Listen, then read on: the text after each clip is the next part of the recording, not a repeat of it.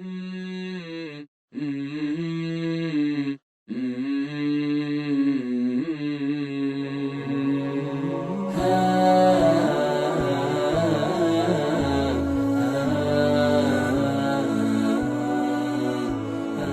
اللہ الرحمن الرحیم۔ زندگی سے لطف اٹھائیے۔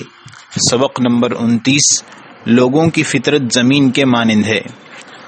آپ نے کئی ایک مفتی صاحبان کو دیکھا ہوگا جو شرعی مسائل میں فتویٰ دیتے وقت جذبات کی رو میں بہہ جاتے ہیں۔ میرا پڑوسی اپنی بیوی سے ہمیشہ جھگڑا کرتا تھا۔ ایک دن ان کا جھگڑا زیادہ ہو گیا اور اس نے بیوی کو ایک طلاق دے دی، پھر رجوع کر لیا۔ دوبارہ جھگڑا ہوا، اس نے پھر ایک طلاق دے دی اور بعد میں رجوع کر لیا۔ میں اس سے جب بھی ملتا اسے سمجھاتا کہ تمہارے چھوٹے چھوٹے بچے ہیں، ان کا خیال کون رکھے گا۔ میں اسے یہ بھی یاد دلاتا رہتا کہ اب ایک آخری طلاق باقی ہے، یہ طلاق بھی تم دے بیٹھے تو تمہاری بیوی تمہارے لیے حلال نہیں رہے گی، مگر یہ کہ وہ کسی اور آدمی سے نکاح کرے، پھر وہاں سے طلاق ہو۔ اس لیے خدا کا خوف کرو اور اپنا گھر بار برباد نہ کرو۔ لیکن افسوس اس نے میری کسی ہدایت پر کان نہیں دھرا۔ ایک روز وہ میرے ہاں آیا، اس کا رنگ بدلا ہوا تھا۔ کہنے لگا، یا شیخ، آج پھر جھگڑا ہوا اور میں نے اپنی بیوی کو تیسری طلاق دے دی۔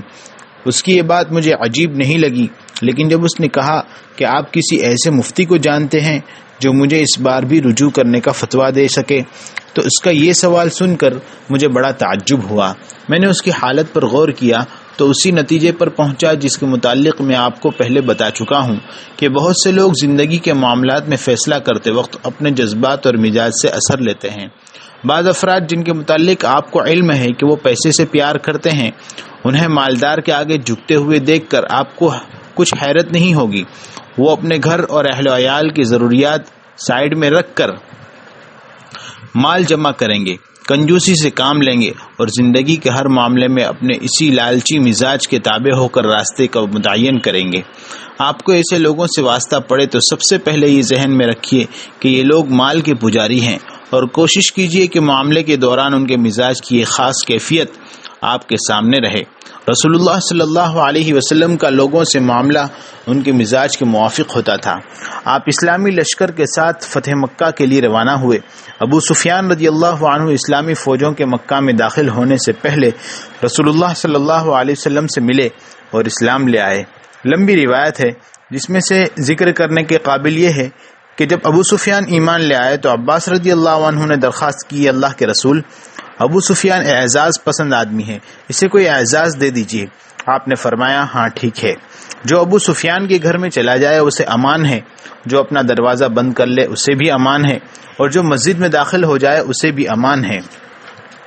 ابو سفیان مکہ جانے کے لیے واپس ہوئے تو رسول اللہ صلی اللہ علیہ وسلم نے ان کی جانب دیکھا کہ یہ وہی آدمی ہے جس نے بدر، احد اور خندق کی جنگوں میں قریش کو مسلمانوں کے مقابلے میں لا کھڑا کیا تھا۔ یہ وہی ہے جس نے کئی جنگوں میں قریش کی لیڈری کی اور جس نے جنگوں نے اسے پیس کر رکھ دیا تھا۔ رسول اللہ صلی اللہ علیہ وسلم نے اس نو مسلم لیڈر کو اسلام کی قوت دکھانا چاہی۔ آپ نے عباس رضی اللہ عنہ سے کہا، عباس، ابو سفیان کو وادی میں پہاڑ کے دہانے پر روک رکھیں تاکہ وہ وہاں سے گزرنے والی خدائی فوجوں کو دیکھ سکے۔ عباس رضی اللہ عنہ نے ابو سفیان کو ساتھ لیا اور وادی میں کھڑے ہو گئے جہاں اسلامی لشکر کی چھوٹی چھوٹی جماعتیں سیلاب کے مانند امڑے ہوئے چلی آ رہی تھی۔ خاندان اپنے پھریرے لیے گزر رہے تھے۔ پہلے قبیلہ گزرا تو ابو سفیان نے پوچھا، یہ کون لوگ ہیں؟ عباس نے جواب دیا، یہ بنو سلیم ہیں۔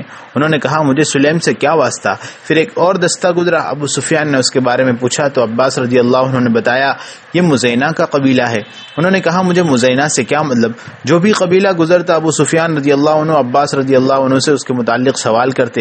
عباس خبر دیتے تو ہر بار یہی کہتے، مجھے فلاں قبیلے سے کیا تعلق؟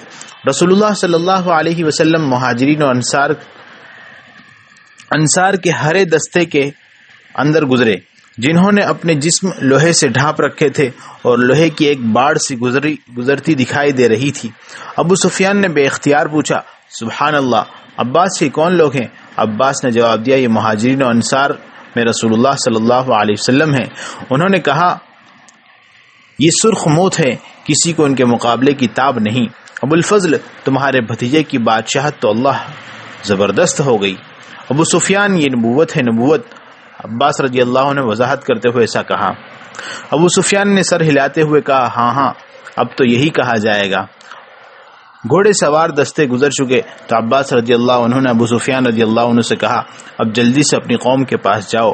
ابو سفیان بھاگم بھاگ مکہ پہنچے اور بلند آواز سے کہا اے قریش کی جماعت، یہ محمد صلی اللہ علیہ وسلم ہیں، تمہارے پاس اتنا لشکر لے کر آئے ہیں کہ تم میں مقابلے کی طاقت نہیں، اس لیے جو ابو سفیان کے گھر آ جائے اسے امان ہے۔ لوگوں نے کہا اللہ تجھے مارے، تیرا گھر ہمارے کتنے آدمیوں کے کام آئے گا۔ ابو سفیان نے اعلان جاری رکھا اور جو اپنے گھر کا دروازہ بند کر کے بیٹھ رہے اسے بھی امان ہے، اور جو مسجد میں داخل ہو جائے اسے بھی امان ہے۔ لوگ اپنے اپنے گھروں میں دبک گئے یا مسجد میں چلے گئے۔ رسول اللہ صلی اللہ علیہ وسلم کا معاملہ دیکھیے کہ آپ نے ابو سفیان سے اس کے مزاج کے مطابق سلوک کیا۔ اس موقع پر یہ بات بھی یاد رکھنے کے قابل ہے کہ آپ جس شخص سے بات کرنا چاہتے ہیں پہلے اس کی طبیعت اور نفسیات کے متعلق معلومات پہنچائیے، یوں آپ کو یہ اندازہ ہو جائے گا کہ اس شخص سے بات چیت کا کون سا طریقہ مناسب ہے۔